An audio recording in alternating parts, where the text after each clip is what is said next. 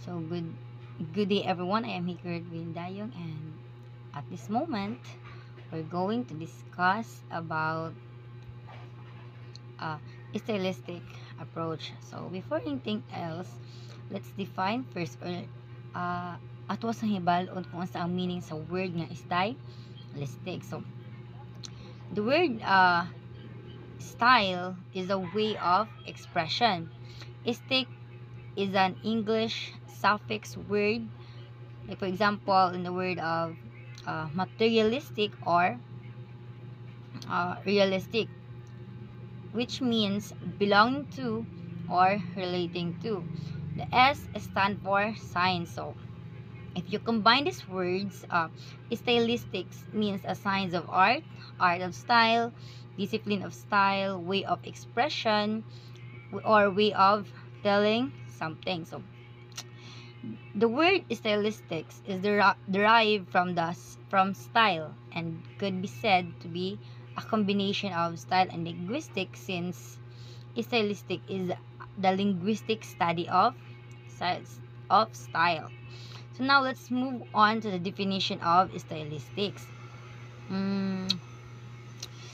Stylistic is a branch of linguistics that studies style in a scientific and systematic way concerning the manners, linguistic features of different varieties of language at different levels. So it talks about style and language. It was all about the way we use the language to talk or to write, no? So it's all about the way we make choices about the words we use and the order in which we use them. So in short, stylistics, it refers to style in spoken and written language. So it explores how authors create effects through their linguistic styles and how readers interpret those effects na create ni author. So the preferred objects of study in linguistics is literature nga naman, because literature is the main focus of stylistics, because literary works showcase unique and artistic uses of language. Why? Because una, creativity. Literature allows writers to play with words, sentence structures, and styles in imaginative ways. Kaya diba, pag mayon to og literary works or literature, mag-expect gyud ta nga kana siya dira is naa siya mga lain nga deeper meaning, dili lang siya ingon nga literal, because it is literary, diba? Literature siya. Okay. So kaduha is innovation and language use. Authors often invent new words, modify grammar, or use figurative language creatively, providing examples of language being used in fresh and unexpected way. Maunang ang literature or ang literary o ilagay ang main focus sa stylistics, kay like what I said earlier, it showcase unique and artistic uses of language. So what is the goal of stylistic approach?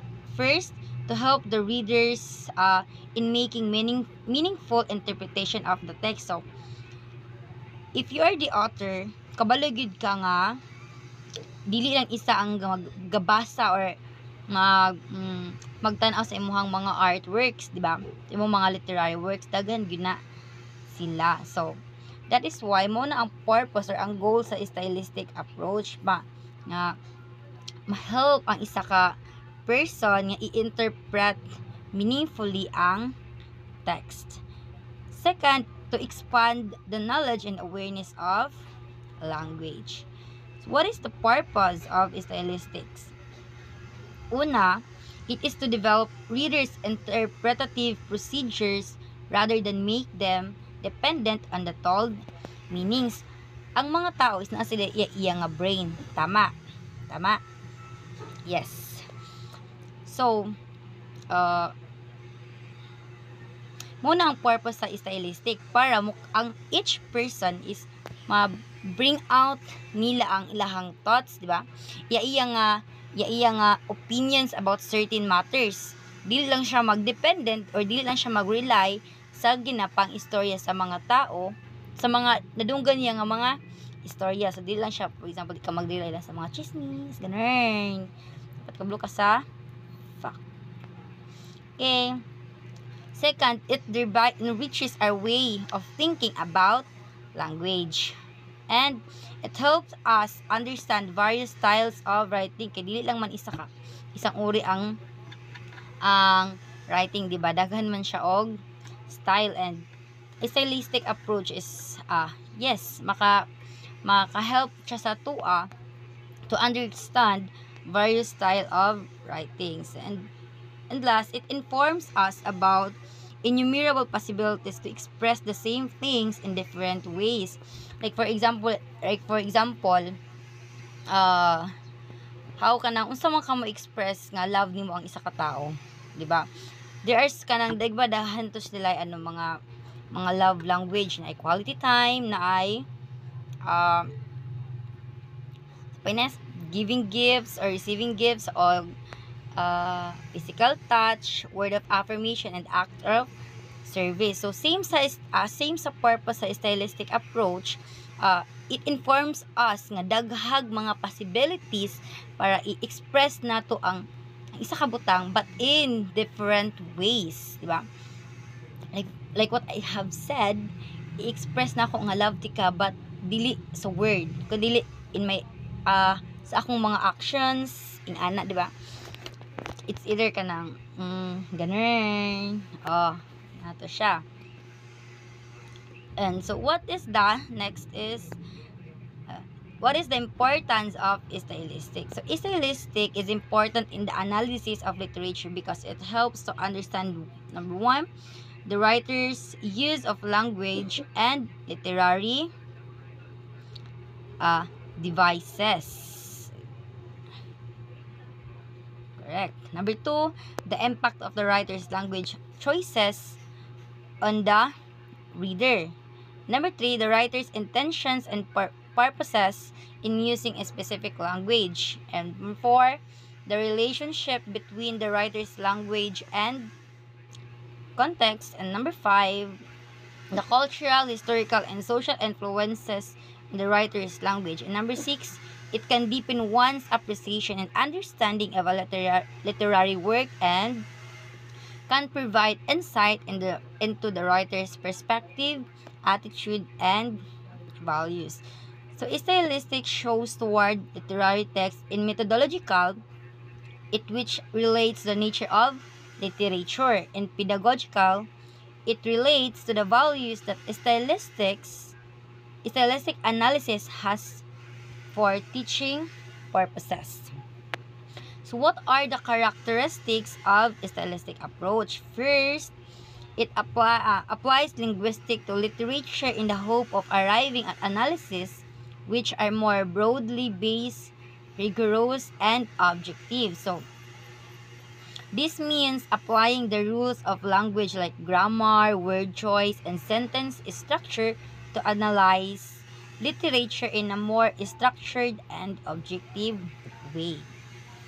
Number two, focus on the linguistic devices or applicants at the phonological, lexical, or syntactic level, whichever proves to be meaningful in any kind of literary interpretation. So it focuses on language features. So this approach looks at specific language elements like the sounds, the phonology, right? Words, lexicon, or sentence structure to understand how they add meaning to a literary work.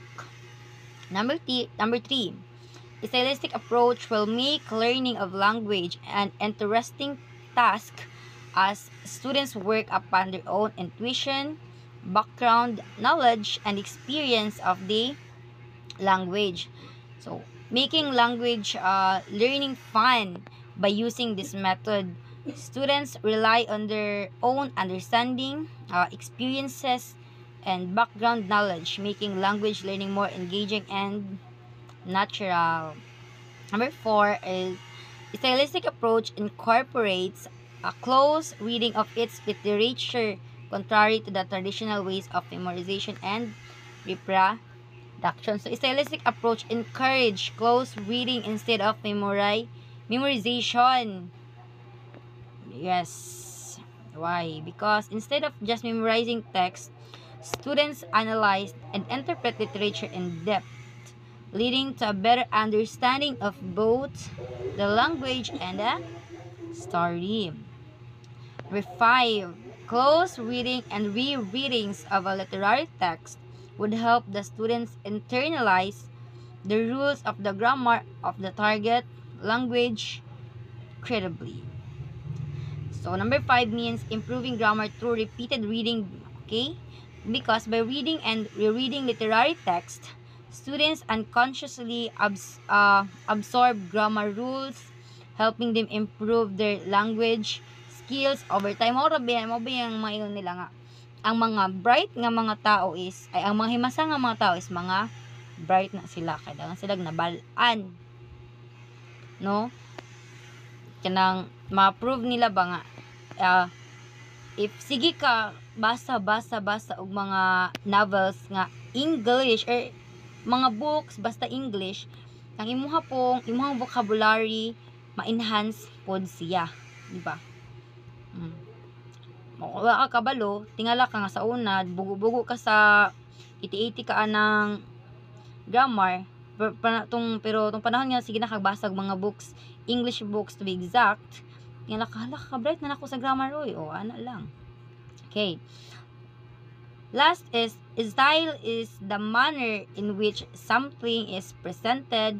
In this approach concentrates on the peculiarities of diction and imagery employed, sometimes relating them to literary and social theory. So, this approach studies how writers use words and imagery in unique ways, sometimes linking their choices to cultural and literary theories. These are the examples of activities using a stylistic approach and teaching literature. Una, oral reading and summarizing the poem. Structural or syntactical analysis of the poem. Lexical analysis of the poem. Phonological analysis of the poem. And lastly is the theme analysis of the poem. So, what are the problem encountered by students and teachers' perspectives where the stylistic approach is not used in reading stages? In student perspective, di ba ang lecture base is grabe ka boring for them.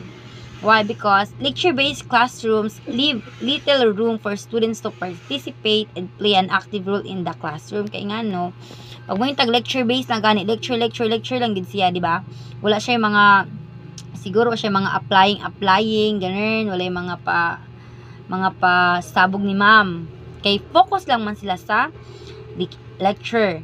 Okay, so they do not get an opportunity nga to interact with a piece of art and study it from innovative perspective to find new meaning. So, dapat every piece of art gina-present, no?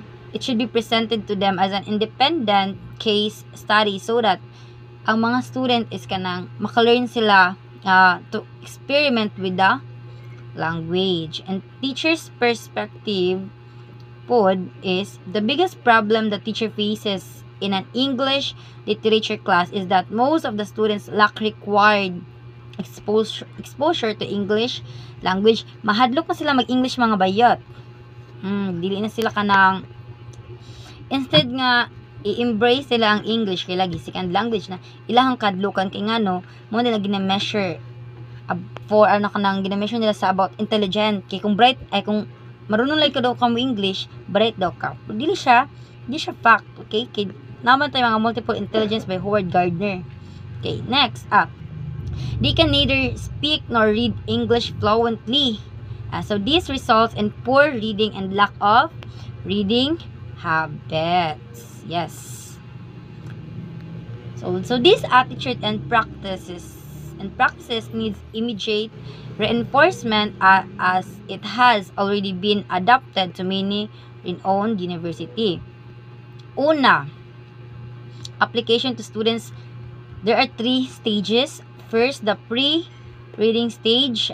Teachers should ask students to fully review before class. Dapat si teacher ihang ingnan niya mga student nga pag-review mo guys, pag-review mo class before ang ilahang klase, such as asking students to look up unfamiliar words that may affect the stylistic analysis and understanding. Like for example, sa amo sa una, grade 6 yata mi ato. Ginapaing-ana mi sa amo ang advisor kana ginapabasa ni sa amo balay, ginapadala niya ang amo ang kanang mga modules or books sa una pa man, books pa man. Ginapadala niya sa balay niya ginapakon sa mo kung unsa ang mga unfamiliar words and among isulat og amo ang pangitaw ng definition sa dictionary. Para in tomorrow's discussion, easy na lang siya kay nabala naman ing ani di ay ang meaning sa rendezvous, ing ani di ang meaning sa kaning nga words ing ana. So dili instead nga mag-lag pa ang bata, dili na kay naman siya background na nakabalo naman siya kaya naman unang nabasa naman niya.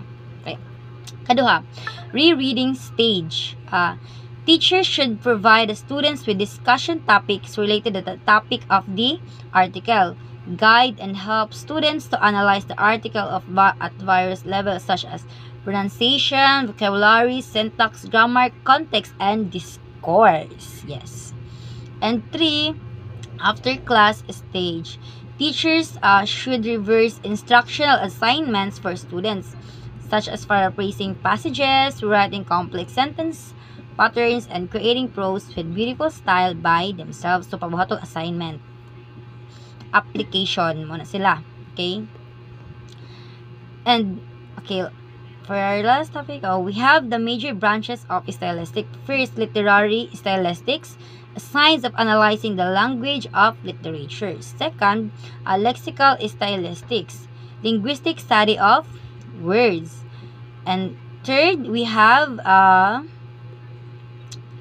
comparative stylistics, to study characteristic of one language in comparison with those of another one. Fourth, grammatical stylistics, to study style of sentence structure, in which parts of sentence like subject, verb, and object are arranged. And last, we have functional stylistics.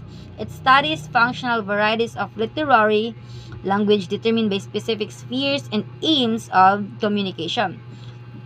It intends to fulfill a specific function of communication and aiming at a definite effect. So in conclusion, the stylistic approach functions as a basis for both teaching and assessing literature, so as it encourages comprehensive and objective analysis of text. Stylistic analysis does not only enhance the appreciation of literary pieces and expand the knowledge and awareness of language, but also improve critical thinking and interpretative skills. That would be all. Thank you.